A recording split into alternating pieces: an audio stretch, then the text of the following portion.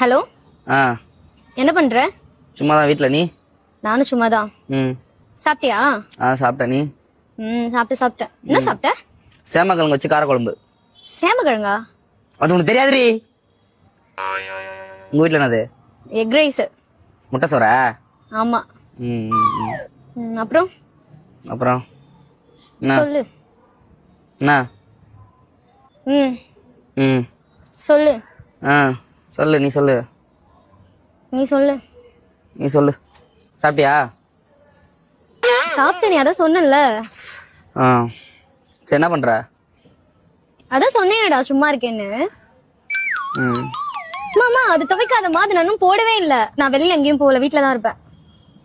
சொல்றா. சொல்றி. என்ன பண்ற? மொட்டை மாடி தான், அதான் சொன்னேன்ல. ஆமால. சரி சாப்பிட்டியா?